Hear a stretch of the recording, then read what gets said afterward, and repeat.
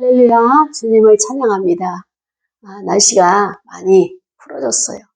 모든 문제는 하나님이 개입하시고 하나님이 해결하실 때 가장 빠르게 또 동시다발적으로 여러 다방면에서 다양성으로 해결되는 것을 우리는 익히 잘 알고 있죠.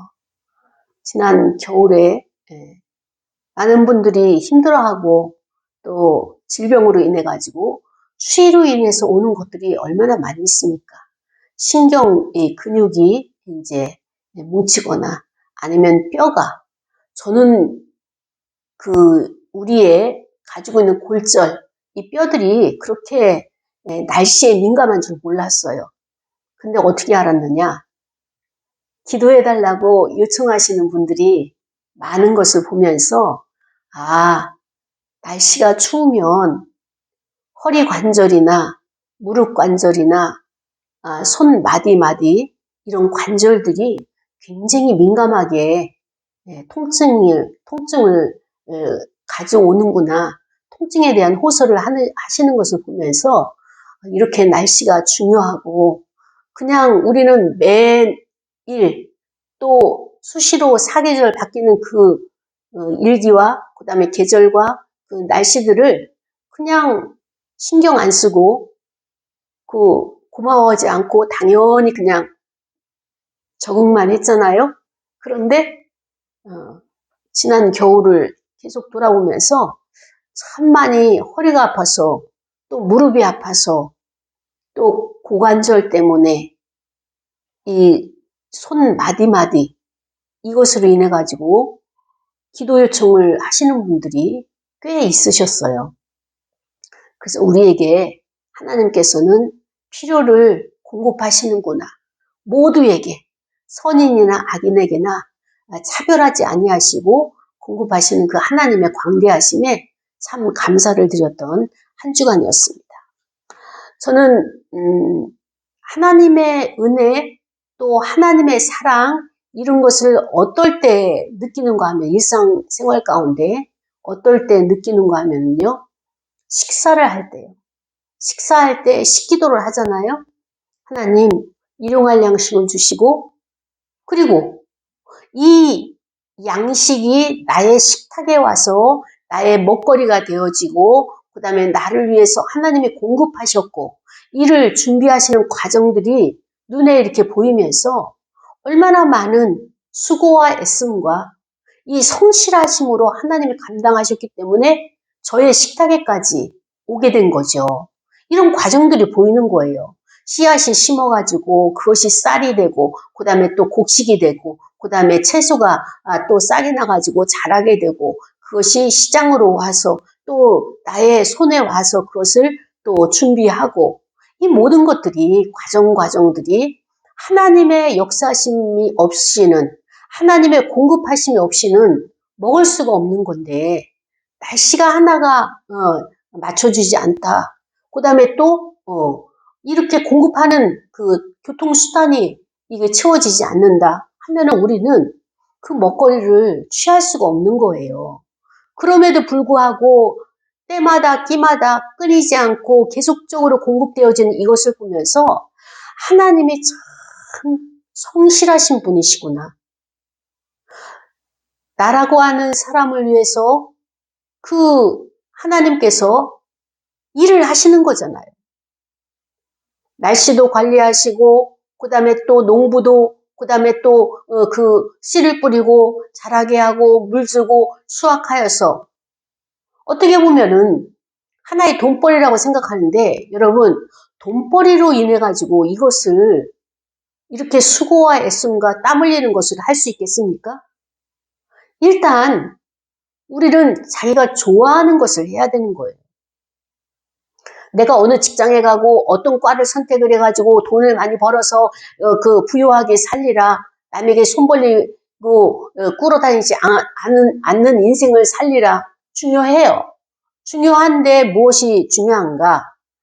하나의 일을 끊임없이 지속적으로 꾸준히 할 수 있다는 것은 무엇을 의미하느냐? 좋아하는 일을 하는 거예요. 직업정신이 투철할 것 같아도요, 오래가지 못해요. 병이 생기죠? 실증 나게 되죠. 그렇다면 하나님께서는 이것을 지속적으로 계속 하고 계시는데, 얼마나 우리를 사랑하는 그 마음이 크시기에 이 좋아하는 것을 하고 계시는가, 이런 생각들을 하게 되면은 그냥 곳곳이 찡하고 마음이 뭉클한 거예요. 그래서 식기도할 때마다 이런 것들을 하나님이 제게 감정을 주셔가지고, 하나님 감사합니다. 정말로 모든 것이 감사합니다. 반찬수가 많지 않아도 감사합니다. 모든 것이 하나님의 은혜입니다. 라고 하면서 저는 하나님께 감사를 드리게 됩니다. 그렇습니다. 우리가 좋아하는 것을 할 때에 오래 할 수 있어요. 그런데 더 중요한 것은 좋아하는 것보다도 더 능력이 나올 수 있게 하는 것은 그 일을 즐기는 것이다. 그의 논어에 나오는 맹자 이야기, 공자 말씀이기도 합니다. 그렇다면 하나님께서는 모든 것을 창조하시고 이 창조 행위를 한 모든 것들이 어떻습니까? 하나님께서는 기쁘게 즐겁게 이 모든 것들을 행하셨어요. 심히 기뻐하신 것들. 하나님은 우리를 보고 심히 기뻐한 존재로 창조해 주신 거예요. 그러니까 하나님은 우리를 봐도 실증이 나지 아니하고 날마다 새롭게 우리를 찾으시잖아요. 그러면서 우리에게 식탁을 공급해 주시고 또 새로운 피곤이 쩔었던 것을 새롭게 생기를 넣어주셔서 아침에 걷더니 일어날 수 있도록 이렇게 인도해 주시고요. 사랑하는 여러분, 이런 분이 세상에 어디 있습니까? 어제 말씀을 이렇게 쭉 이렇게 준비를 하다가 이사야에서 보니까 우상들에게 여호와 하나님께서 말씀하신 이사야 말씀이 기록을 이렇게 잠시 보면서 너 능력 있느냐? 그렇다면 너 능력을 내놔봐라. 하나님께서 이렇게 말씀을 하시는 거예요. 왜? 사람들의 눈을 호도해가지고 하나님의 영광을 가로채고 자기가 차지하고 자기가 마치 능력 있는 것처럼 능력도 없으면서 능력 있는 것처럼 사람들을 미혹하는 그런 우상들에게 하나님께서는 책망을 하시면서 명령을 하시는 거예요. 너가 할 수 있는 것을 내놔봐라. 죄를 용서해 주기를 할 수 있느냐. 여러 가지 모양으로 하나님께서 이렇게 책망을 하신 것을 보면서 그렇습니다. 저는 이것이 다 하나님과 가까이 임마누엘로 하시면서 나에게 무엇을 공급하실 때마다 그렇게 감사하고 그렇게 고맙고 눈물이 날 정도로 지금도 그냥 하나님의 그 성실하심만 생각할 때 이렇게까지 성실하게 나를 돌보고 계시는구나. 나의 심장이 뛰는지 안 뛰는지. 나는 잠을 청하고 숙면에 들어가지만 하나님은 나를 지키시고 나를 보호하시면서 계속적으로 심장을 뛰게 하시잖아요. 이것을 누가 해주겠습니까? 오직 여호와 하나님만이 저와 여러분에게 이런 사랑, 이런 복을 주시는 하나님이시라는 것을 우리가 마음속에 염두에 두면서 오늘 말씀 속으로 들어가기를 원합니다. 본문은 마태복음 26장 17절부터 25절까지 있는 말씀이에요. 이 본문의 말씀이 어떤 말씀인가 하면은 예수님이 그 무교절, 유교절을 지키기 위해서 제자들에게 그 마을로 들어가서 여기서 그리스도께서 때가 되었고 그래서 제자들과 함께 유월절을 지키기 위해서 쓸 방, 유월절을 행하기 위한 그 방을 찾고 계시다. 그래서 아무 곳에나 가서 이곳이 허락해 줄 수 있느냐라고 하는 것을 제자들에게 그 말씀을 하셨죠. 오다를 내렸죠. 그래서 제자들이 마을로 들어가서 그곳에서 가장 큰 방을 요청을 했어요. 그랬더니 그 주인이 아무런 불평 없이 사용하시라고. 그리고 또 그 대가는 무엇이냐? 아무것도 없는 무료예요, 무료. 왜냐면은 이 시기에 그 예루살렘은 전국에서 이스라엘 백성들이 유월절을 예루살렘에서 지키기 위해서 다 올라오는 거예요. 올라오면서 이 유월절은 우리가 아는 것처럼 무교절이라고도 이제 말씀을 드릴 수 있죠. 네, 또 다른 이름이. 그 무교절은 무엇이냐? 빵에 누룩을 넣지 않은 빵을 먹는 그 기간이잖아요. 그것이 언제냐? 7일이에요. 15일서부터 21일까지 이 기간인데 이것은 언제적 것을 우리가 이제 이것을 기념을 하고 있느냐? 구약에 보면은 이스라엘 백성들이 애굽에서 식민지 생활을 했어요. 종살이를 했을 때 하나님께서 그들을 해방시키고 출애굽을 시키겠다고 약속을 하셔서 모세를 또 아론을 함께 지도자로 파송을 하시죠. 그리고 바로와 싸워가지고 10번의 전쟁을 치르고 마지막 그 장자의 죽음으로 말미암아서 바로가 이제 항복을 하고 이들을 갖다가 어떻게 합니까? 보내주기로 결정을 합니다. 그런데 하나님께서 그 보내주기로 결정한 그것을 아시면서 무엇을 준비하라고 말씀하시는가 하면은 6월절을 준비하라 이렇게 말씀을 하시는 거예요. 그래서 그 식구가 많은 집에서는 송아지를 잡고 또 식구가 적은 집은 또 다른 작은 집과 연합해서 그 송아지를 잡고 그래서 그 띠를 띠고 옷을 입고 띠를 띠고 그 다음에 또 그 무교병과 그 누룩 없는 떡과 그 다음에 또 쓴 나물과 그 다음에 이 고기들을 먹는데 지팡이를 짚고 서서 먹는 거예요. 급히 먹는 거예요. 왜냐? 이들은 이제 출발을 해야 돼요.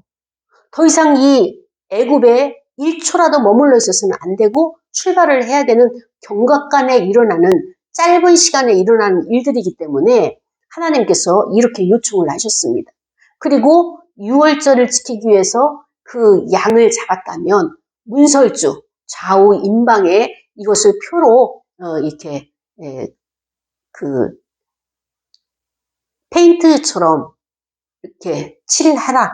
그래야지 죽음의 천사가 어떻게 합니까? 그 집을 넘어간다. 그 넘어가는 것이 6월절을 의미하지 않습니까? 넘어갈 6월절. 그래서 그 집의 장자는 또 그 집의 첫 태생의 모든 짐승들은 죽지 아니하는 하나님의 그 규칙들, 하나님의 그 계획하신 바들을 지키는 자들만이 구원을 받을 수 있고 또 출애굽을 할 수 있는 것으로 하나님이 하신 것을 지금 신약에 와서 예수 그리스도께서 이것을 지키시는 거예요. 그래서 예수님은 이번이 마지막 6월절이다. 내가 제자들과 함께 있는 이 6월절이 마지막이 될 것이다. 라고 이렇게 하시고 그래서 그 장소를 구할 때도 그리스도께서 제자들과 마지막 이제 때가 되어서 그리스도의 때가 되어서 십자가에 죽을 때가 되어서 마지막 6월절을 보내시려고 장소를 찾고 있으니 이 방을 우리에게 빌려주시오라고 했을 때 그들이 그것을 갖다가 그의 말을 그대로 듣고 빌려줬잖아요. 이와 마찬가지로 시골에서 올라온 사람들, 지방에서 올라온 사람들, 아니면 예루살렘에 살고 있는다 할지라도 멀리 있는 사람들은 가까이 있는 이 방들을 이렇게 빌려가지고 가족 단위로 아니면은 뭐 이렇게 자기들의 이렇게 공동체 단위로 해가지고 6월절을 지키게 되는 거죠. 그래서 이 6월절은 중요한 것이 무엇을 기억해야 되느냐? 급히 먹는 것이고 서서 먹는 거예요. 앉아서 먹는 것이 아니라 지팡이를 짚고 서서 먹는 것이 바로 6월절인데 그래서 예수님께서 제자들에게 2월절을 지킬 수 있는 마지막 장소를 섭외를 하도록 허락을 하십니다. 그렇습니다. 그래서 이제 그 제자들이 좋은 장소를 누가 제공했는지는 알 수 없으나 아마 우리가 잘 알고 다른 복음서에서 를 통하여서 알 수 있는 것은 아마 마가의 다락방이 아닐까라고 하는 그런 생각들을 해보게 되는 것입니다.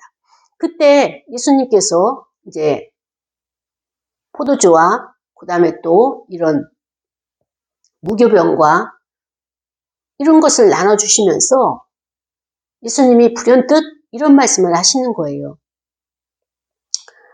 이 중에 12 제자를 향하여서 이 중에 나를 팔 자가 있다.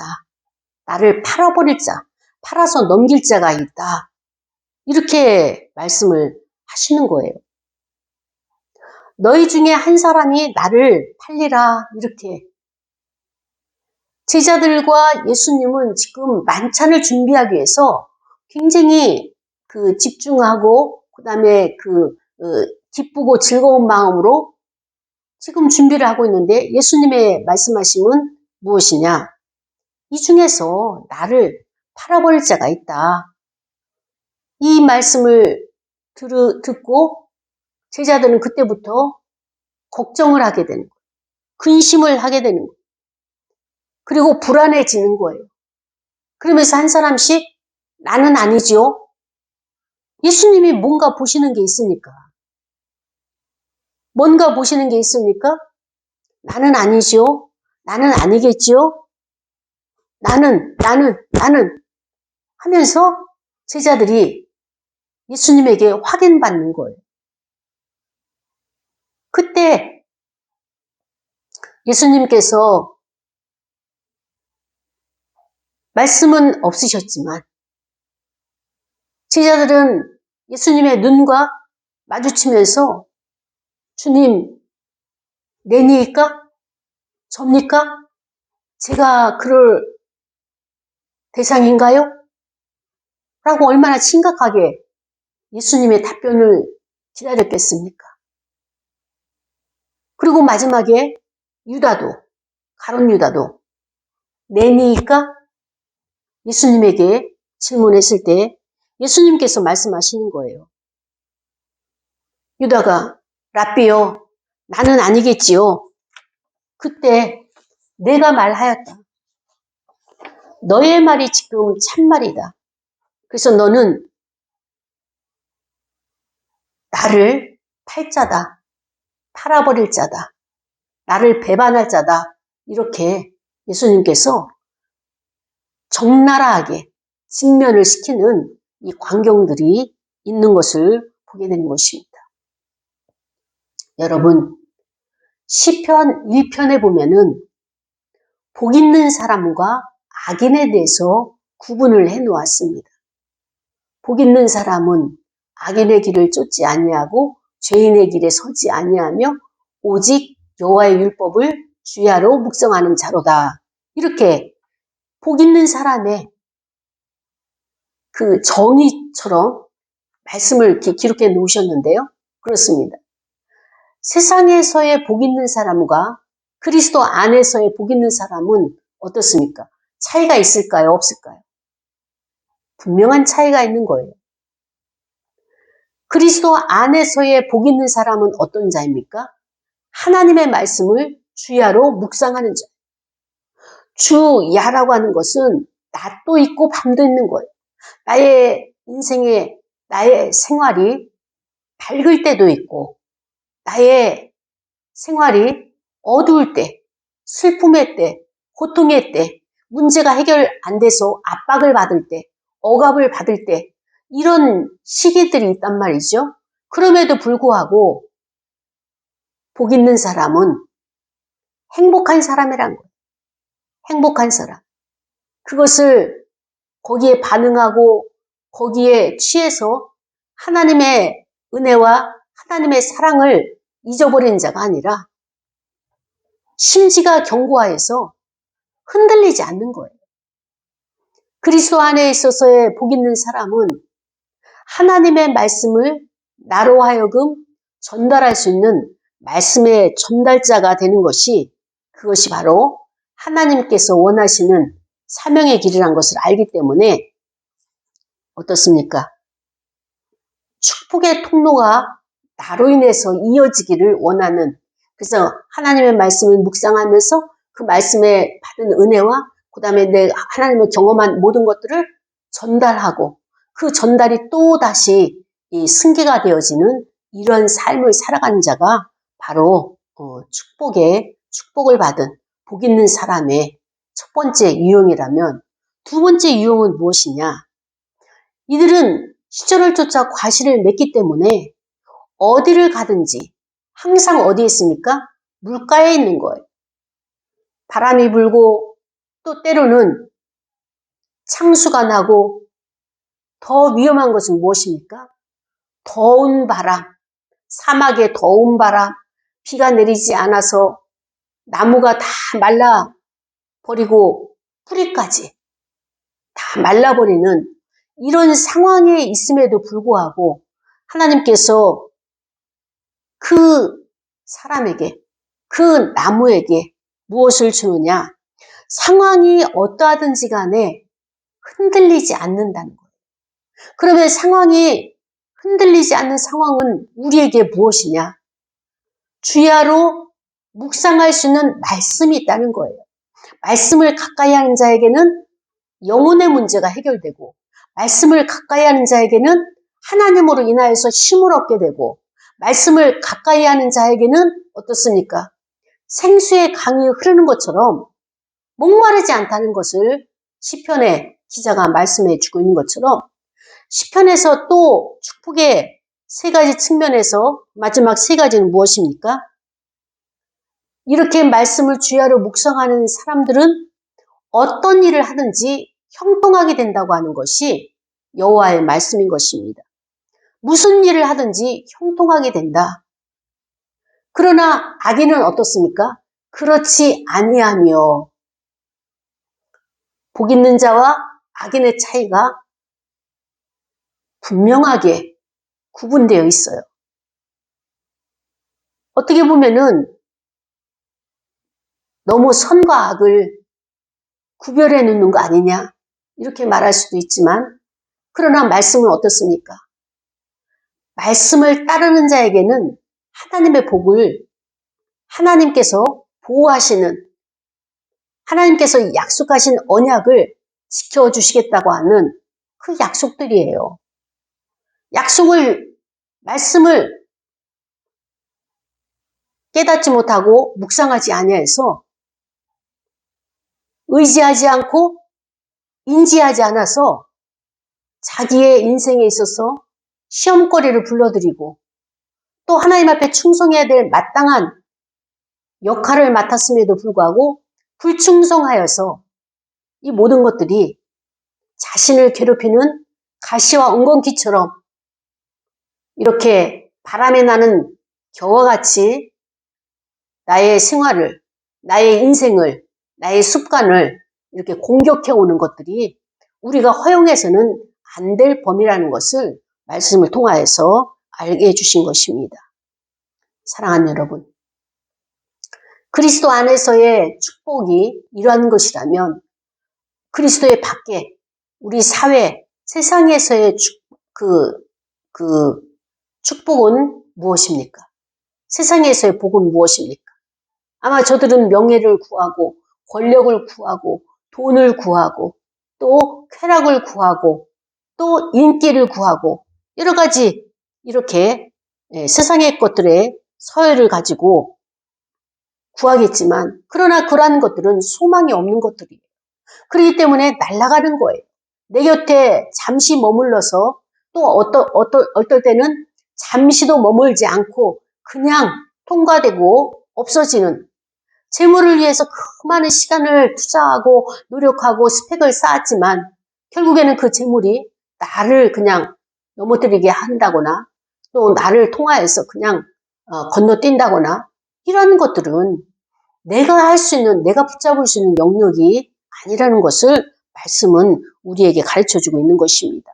그렇기 때문에 우리에게 영원한 것은 하나님의 말씀, 이것이 바로 이것을 붙잡는 자만이 하나님께 승리하는 자고 하나님께서 그에게 모든 것을 형통하게 하시는 하나님의 복과 은혜를 주신다 말씀을 하시는 거예요. 이 땅에 살아가는 것은 잠시예요. 영원한 것이 없어요. 왜냐하면 우리는 영원한 세계를 지향하고 그 세계에 들어가기 위해서 이 과정을, 성화의 과정을 겪고 있는 것이죠. 그렇기 때문에 이사야서 40장 8절에도 풀은 마르고 어떻습니까? 꽃은 시드나 하나님의 말씀은 영원하다. 이 말씀을 해주시는 것처럼 오늘 복 있는 사람과 악인이라고 하는 이런 구도를 가지고 오늘 본문을 통하여서 나는 그리스도에게서, 나는 그리스도 안에서 있는가? 아니면 그리스도께서 말씀하신 나를 팔리라 하는 그 편에 나도 주님을 파는 자인가? 나도 그리스도를 배반하는 자인가? 라고 하는 나 자신을 말씀에 비춰보는, 조명하는 그런 시간이 되길 원합니다. 본문에는 유다라고 하는, 가룟 유다죠. 유다라고 하는 자가 그리스도에게서 지명하셔서 알려주신 거예요. 그렇다면 어떻습니까? 직면을 해서 당신은 나를 팔 자입니다. 그러면 여러분, 그리스도께서 여러분에게 너는 나를 배반할 자야, 이렇게 말씀하신다면 여러분은 어떻게 행동을 하시렵니까? 어떤 것을 선택하시렵니까? 복 있는 사람의 길을 선택할까요? 아니면 악인의 길을 선택할까요? 안타까운 것은 제자들이 내니까 납니까? 주님이 말씀하신 것은 정확하고 명확하고 아시는 거기 때문에 말씀하시는데 접니까? 계속적으로 불안했어요. 그리고 주님이 나를 그렇게 보시면은 여러분 거기서 진짜 자신만만하게 저는 아닙니다. 이렇게 말할 사람이 과연 있을까요? 다들 예수님께 점검받지 않고는 지금 불안한 상태예요. 빨리 예수님께서 가려주셔야지만이 살 수 있지. 지금 상태에서는 6월절이고 이 지금 준비한 이 모든 것들이 이 순서가 안 되는 거예요. 그때 예수님께서는 긍휼한 마음과 안타까운 마음과 진정성 있는 진심을 가지고 유다에게 그래 너야 이렇게 말씀해 주신 이것은요 그리스도께서 마지막 가룟 유다를 향한 사랑이라고 저는 그렇게 말하고 싶습니다. 말하고 싶은 게 아니라 사실이에요. 마지막 기회를 주신 거예요. 마지막 기회를. 그런데 유다는 어떻습니까? 나는 아니지요. 내니까? 라비오, 정말 접니까? 제가 주님을 팔자입니까? 제 인상이 주님을 배반할 인상입니까? 제 인생이, 제 팔자가 주님과 원수될 팔자입니까? 지금 계속적으로 유다는 그리스도에게 되질문을 하는 거예요. 내니까? 접니까? 제가 배반자입니까? 예수를 팔자입니까? 근데 여러분, 요 앞달락에 가룟 유다는 어떤 일을 했습니까? 대제사장들과 사두개인들과 그런 계열들과 협업을 했죠. 약속을 했어요. 어떻게 약속을 했어요? 우리가 저 그리스도라고 하는 예수를 잡아야 되는데 그의 동선에 대해서 알지도 못하고 그가 주로 어디에 있는지, 어디에 머물고 있는지, 어디로 가는지 그 길을 알려줄 자가 필요하다. 이렇게 광고를 냈죠. 그때 누가 찾아갑니까? 가룟 유다가. 나는 알고 있습니다. 3년 동안 그리스도와 함께 동거동락했고 그분이 어떤 동선으로 하루 일과를 시작하는지 나는 알고 있습니다. 그래서 가룟 유다는 예수님의 정보를 그들에게 제공하는 대가로 은 30을 요구하고 그들이 오케이, 줄 수 있어. 이렇게 하면서 계약을 체결한 상태예요. 그렇다면 예수님은 그것을 다 알고 계셨죠. 결심이 이미 굳어졌구나. 실행에 옮기려고 이제 시작하겠구나. 그래서 예수님은 그때라도 중지시키고 그때라도 회개하기를, 그래서 돌아오기를 원하시는 마음에 마지막 사랑을 그에게 기회를 주었지만 가룟 유다는 내니까? 접니까? 제가 판다고요? 제가 배반자가 된다고요? 너무나 뻔뻔스런 위선자의 모습을 예수님 앞에서 보이고 있는 이 상황들인 것입니다. 여러분, 오늘날 이 상황이 저와 여러분의 생활에서 아니면 교회 공동체에서 이 똑같은 현상들이 드러난다면 누가 제자들이고 누가 가룟 유다가 될 것이며 누가 이 모든 것들을 예수님을 배반하지 아니하고 예수님을 따를 수 있겠는가? 아마 어쩌면 우리 마음속에는 유다와 같은 마음이, 그런 자아들이 한켠에 있어요. 주님을 위해서 따른다고 하면서, 주님께 충성한다고 하면서 대부분이 충성하고 대부분이 순종한다고, 나는 그리스도의 제자라고 하나님의 자녀라고 생각하고 믿고 싶겠지만 어떻습니까? 원치 아니하게 주님을 배반할 때가 많이 있고요. 나의 힘으로는 안 되는, 하나님보다도 내가 신인 것처럼 내가 군림할 때가 얼마나 많이 있습니까? 그래서 하나님의 영광을 마치 나의 것으로 착취하고 그것을 끌어들이고 만족해하고, 이런 욕망 덩어리, 흰 모습들이 바로 가룟 유다에게 비춰진 나의 모습은 아닌지 우리가 말씀으로 자신을 성찰하기를 원합니다. 그래도 참 감사한 것은 무엇을 감사하느냐?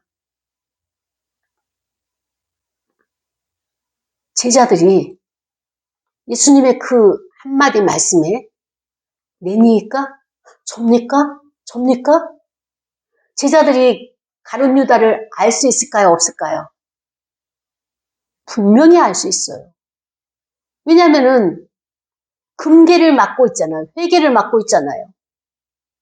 거기에서 그가 사용하는, 자기 맘대로 사용하는 것들 제자들이 모를까요? 다 알죠. 얼마나 논리가 정연한 가룟 유다입니까? 그 향유 부은 여인에게 300데나리온 되는 그 돈을 가지고 약자와 가난한 자를 도와주고, 그렇게 해야 될 돈을 왜 한 사람에게, 그리스도의 발에 그걸 다 부어버리느냐? 이렇게 지적할 정도로, 책망할 정도로 아주 논리가 명쾌한 유다란 말이죠. 그런데 그 논리는 그리스도의 사랑 앞에서 다 깨지는 거예요. 우리가 아무리 인본주의 학문이 똑똑하고 스마트한 사람들을 만들어낸다 할지라도, 교육이 그렇게 사람을 변화시킨다 할지라도 하나님의 은혜 앞에서는 다 무너지는 수르바벨이고요. 그리스도의 사랑 앞에서는 그거는 아무것도 아닌 창수가 나서 무너지는 모래집에 불과한 것입니다. 무엇이 중요하냐? 그리스도께서 행하시는 것들이 진리이고 그리스도께서 우리에게 말씀해 주시는 것이 복음이고 이것이 구원이에요.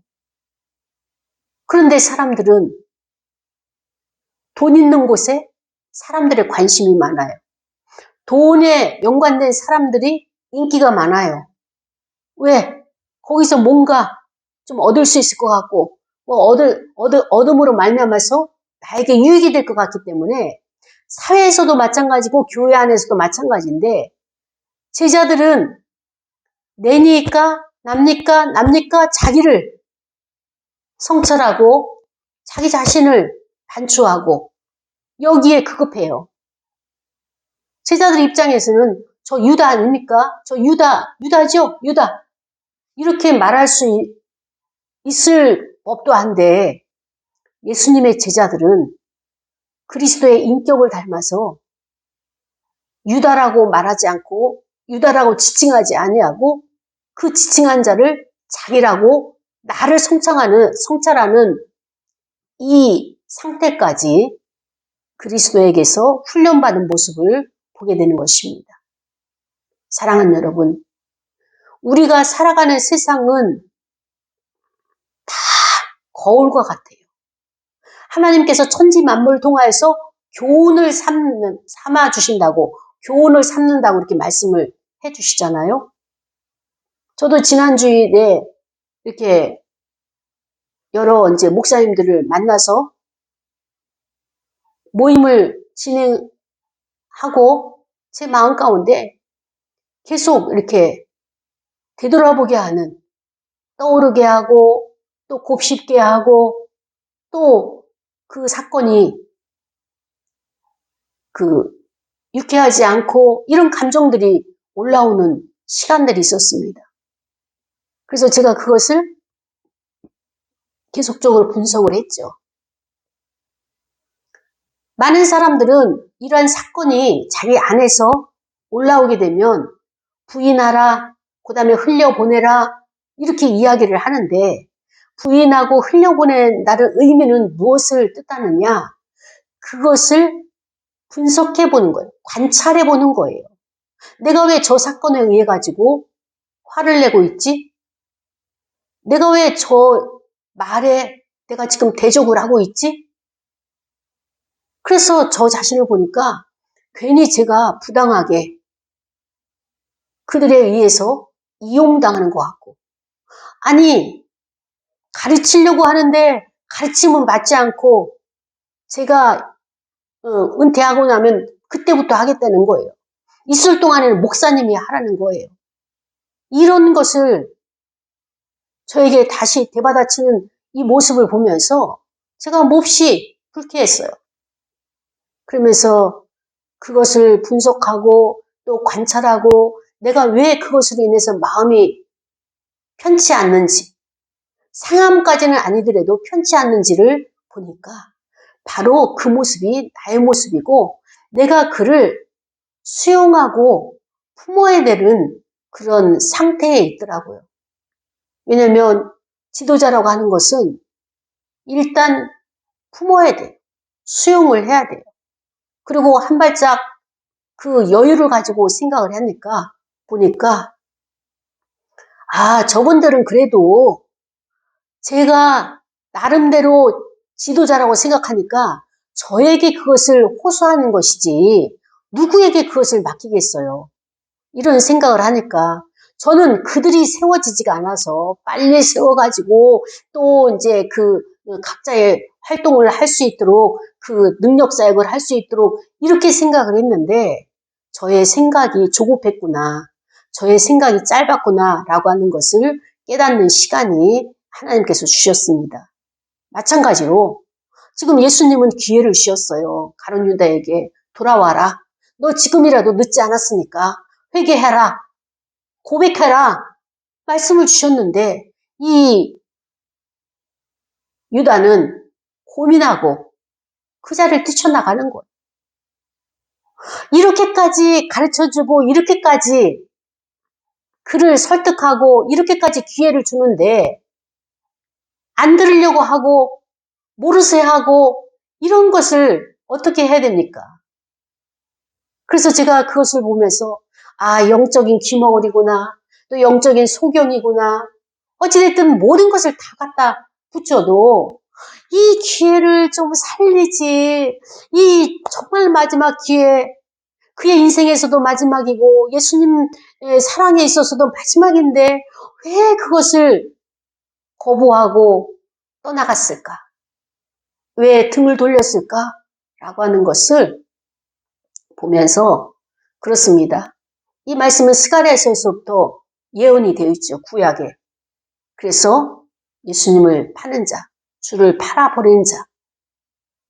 그 유다는 자기의 일을 행하고 말았어요. 유다가 예수님을 팔기 때문에 예수님이 우리를 위해서 십자가 지시고 구원을 받는다? 그 차원이 아니에요. 그렇게 해석하면 답이 안 나오는 거예요. 그는 그대로 죄를 범함으로써 죄의 길로 가버리고 예수님은 어차피 하나님의 뜻에 의해서 인류를 구원하시기 위해서 십자가를 지시는 것은 당연하신 거예요. 하나님은 그 일을 행하시는 분이에요. 그러나 가룟 유다까지도 구원할 수 있었으면 얼마나 주님께서 기뻐하시겠습니까? 그 기회를 줬는데도 듣지 아니하고 안 들리는 것처럼 귀머거리처럼 도망가는 이 유다를 보면서 저와 여러분의 생활 가운데 하나님이 움직이시고 섭리하시고 찾아오시고 말씀을 하셔요. 사람을 통해서 만물을 통해서. 그런데 저와 여러분이 아직까지도 고집을 피우고 내 방식대로 해야지. 그리고 옆에서 찌르고 말을 해줘도 다 귀를 닫고 눈을 감고 안 들으려고 하는 이런 고집장이, 옹고집이 여러분의 자아, 나의 자아가 있어서 가룟 유다와 같이 어느 일정 한 부분이라도 실패하는 곳은 없는지 말씀을 통해서 점검하는 시간이 되어지기를 원합니다. 이 시간에 기도할 거예요. 하나님, 외부를 보지 아니하고 나를 볼 수 있게 없어서 나도 하나님 주를 배반하지 않도록 나를 도와달라고 성령님 도와달라고 다 같이 통성으로 기도하고 헌금 드리시겠습니다. 다 같이 기도하시겠습니다. 하나님 아버지 감사합니다. 감사합니다. 감사합니다.